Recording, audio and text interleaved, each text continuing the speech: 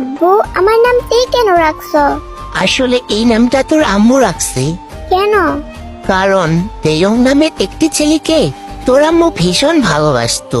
তার মানে আম্মু তোমাকে ভালোবাসে না? আরে বাসে তো, কিন্তু আমি তার দ্বিতীয় ভালোবাসা। আব্বু, কে ছিল আম্মুর প্রথম ভালোবাসা?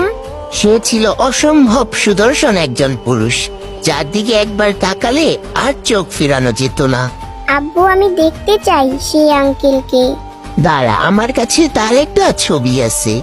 এই সেই ছেলে যাকে তোর আম্মু ভীষণ ভালোবাসতো। ওয়াও আব্বু, আঙ্কেলটাকে তো খুব সুন্দর দেখতে।